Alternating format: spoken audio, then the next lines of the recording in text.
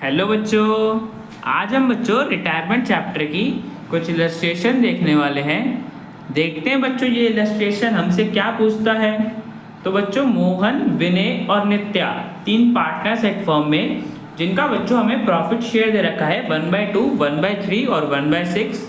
31 मार्च 2018 को बच्चों हमें उनकी बैलेंस शीट दे रखी है, जिसमें लायबिलिटीज साइड में क्रेडिटर्स है, एम्प्लॉइज प्रोविडेंट फंड है, कंटिजेंसी रिजर्व है बच्चों, और कैपिटल अकाउंट का बैलेंस दे रखा है। एसेट साइड में बच्चों cash at bank, bills receivable, debtors है और उस पर प्रोविजन भी है। प्लांट और मशीनरी और बच्चों लैंड और बिल्डिंग की वैल्यू बता रखी है। आगे बच्चों हमें बोला है कि इस डेट पे मोहन रिटायर कर रहा है बच्चों फर्म से, और उनके बीच में कुछ एग्री हुआ है पार्टनर्स के बीच में। देखो बच्चों फर्स्ट पॉइंट में बोला है कि प्लांट एंड मशीनरी को हमें डेप्रिशिएट करना है 5% से।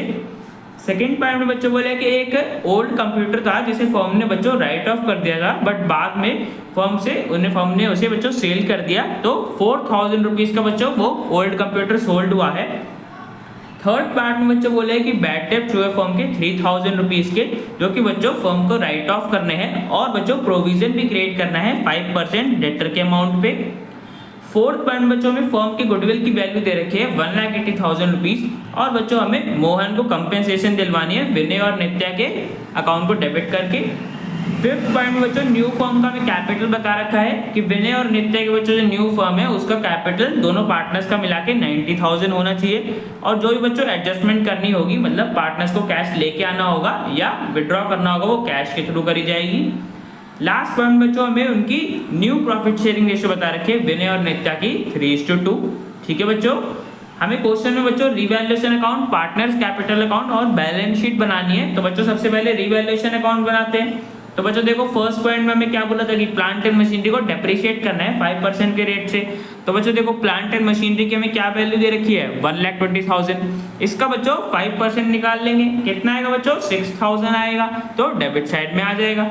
To plant and machinery account 6,000 से बच्चों हमने प्लांट एंड मशीनरी को डेप्रिशिएट कर दिया। ठीक है बच्चों, फर्स्ट पॉइंट हो गया। सेकंड पॉइंट देखो बच्चों, सेकंड में मैं बोला था कि एक कंप्यूटर था जो फर्म ने बच्चों पहले राइट ऑफ अपने बुक से रिमूव कर दिया था, बट बाद में उसकी सेल हो गई 4000 रुपीज में। अब देखो बच्चों ये हमने राइट ऑफ कर दिया था, तो कंप्यूटर अकाउंट तो है नहीं, हमें बस कैश मिला होगा। तो बच्चों रिवैल्यूएशन अकाउंट में हमें प्रॉफिट हुआ है तो बाय बैंक अकाउंट आ जाएगा 4000 रुपीज। कंप्यूटर बच्चों हमने राइट ऑफ कर दिया, तो यहाँ पे कंप्यूटर अकाउंट इसलिए नहीं आया, हमें कैश या बैंक के थ्रू मिला होगा, तो जो भी प्रॉफिट हुआ हमने उसे बैंक अकाउंट के थ्रू रिकॉर्ड कर लिया 4000 रुपीज का। ठीक है बच्चों, ये ट्रांजैक्शन को बच्चों हमने रिकॉर्ड कर लिया। थर्ड पार्ट देखो बच्चों, थर्ड में क्या बोला है कि बैड डेब्ट्स हुए 3000 रुपीज के, जो कि बच्चों फर्म को राइट ऑफ करने हैं और हमें 5% की प्रोविजन क्रिएट करनी है। तो बच्चों देखो ध्यान से समझना, बैलेंस शीट में बच्चों में दे रखा है कि डेटर्स है 63,000 रुपीज के और प्रोविजन है 2,000 रुपीज का।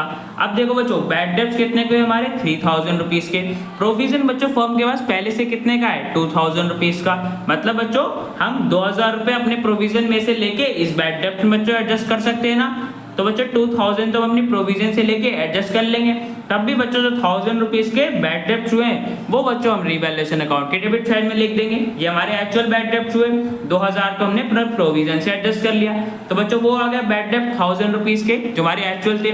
नेक्स्ट बच्चों में 5% प्रोविजन क्रिएट करनी थी।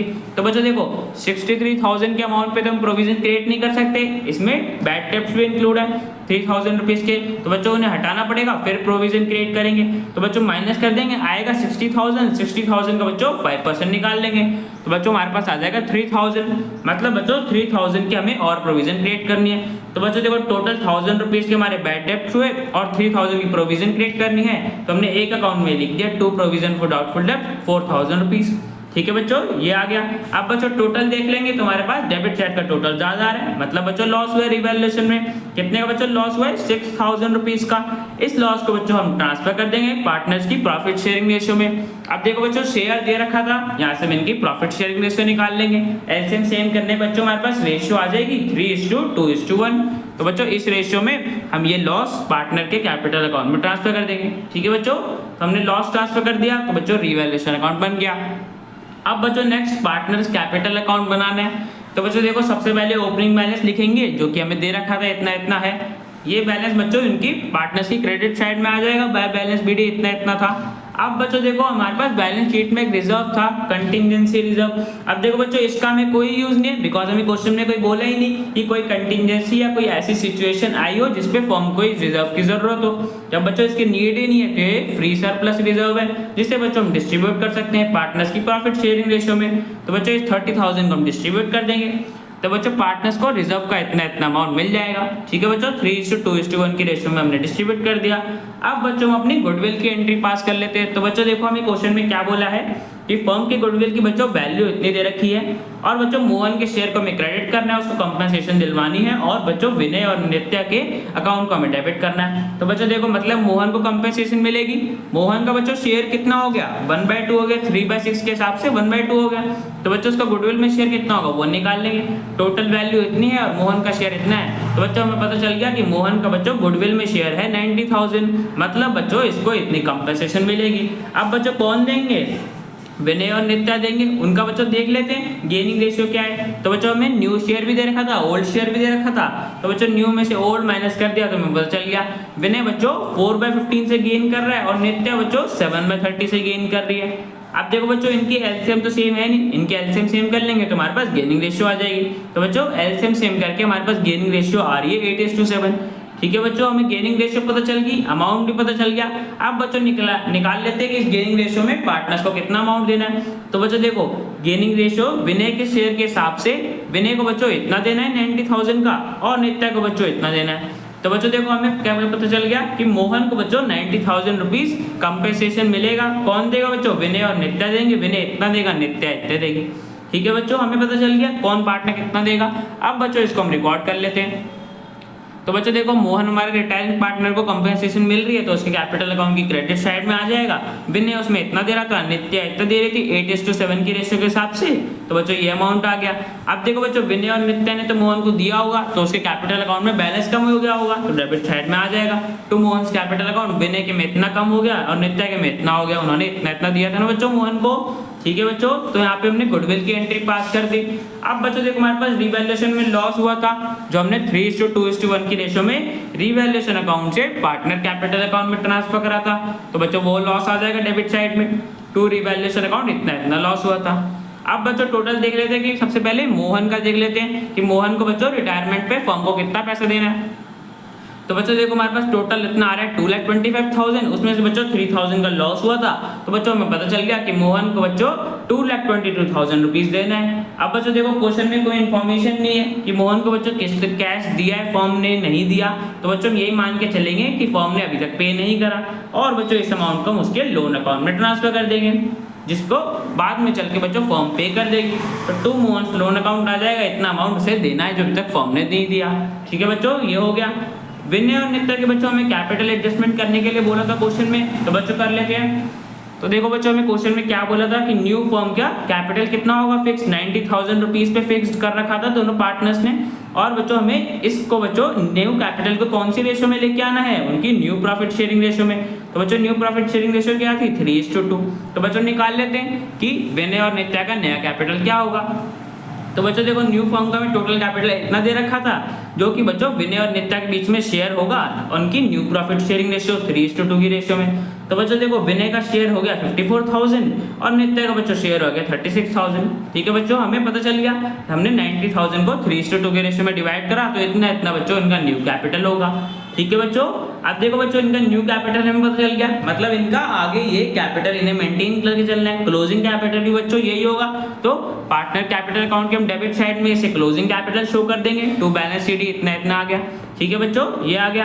अब बच्चों हम टोटल देख लेते हैं कि कौन सी साइड का ज्यादा आ रहा है ताकि हमें बैलेंसिंग फिगर पता चल जाए। तो बच्चों यहाँ पे क्रेडिट साइड का टोटल ज्यादा आ रहा है, मतलब बच्चों डेबिट साइड में आएगी बैलेंसिंग फिगर, और बच्चों डेबिट साइड में आएगी तो उसका क्या मतलब है कि पार्टनर्स को बच्चों कैश विड्रॉ करना पड़ेगा, उनके पास पहले से ही वो सफिशिएंट अमाउंट है। ठीक है बच्चों, तो टोटल देख लेंगे बच्चों। तो हमारे पास विनय के बच्चों क्रेडिट साइड में आ रहे हैं 1,10,000, उसमें से बच्चों हम ये तीन ट्रांजेक्शंस को माइनस कर देंगे तो बच्चों हमें पता चल जाएगा कि विनय को 6,000 रुपीज और निकालना है। मतलब बच्चों विनय के कैपिटल अकाउंट में पहले से इतना सफिशिएंट अमाउंट था, बस बच्चों उसको 6,000 रुपीज जब वो और निकाल लेगा तो उसके कैपिटल में बैलेंस हो जाएगा 54,000। ठीक है बच्चों।